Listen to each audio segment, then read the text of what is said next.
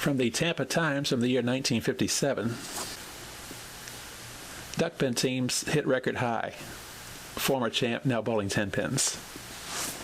While we are quite proud that Tampa is starting to grow up when it comes to 10-pin bowling, we couldn't help but think of those good old days when a copy of the Duckpin World hit the desk this week. On Monday nights, Charlie McCormick, Darrell Hart, Ray Shodler from the Tampa Daily Times, and such stars as Tom Gucher, Clyde Merrill, Mel Sweat, Joe Deschamps, and Clyde Shimp used to gather at the 20th Century bowling alleys for the Classic League of Duckpins. These bowlers and myself used to think we were rather hot until Astor Clarke moved to town. Then we found out what duckpin bowling really was.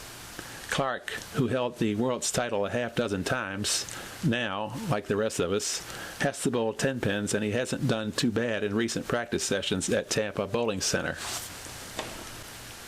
However, we old-timers remember how much fun it was to bowl duckpins, and it was rather surprising to note in the duckpin world that teams for the 1956-57 season has reached 12,818, an all-time record.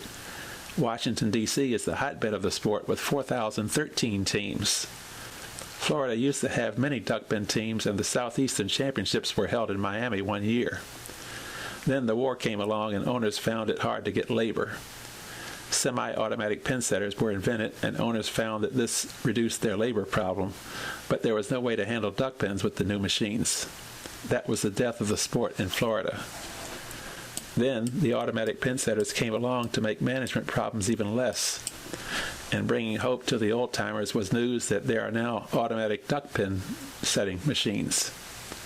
Like the American Bowling Congress, the National Duckpin Bowling Congress will hold its national tournament for the first time on lanes equipped with fully automatic machines at Bladensburg Lanes in Bladensburg, Maryland, where the championships will open on March 23. Since bowling is really a big-time business now, costing about $250,000 to install a modern 20-lane establishment, we suppose that we will have to wait a long time to see the sport brought back to Tampa.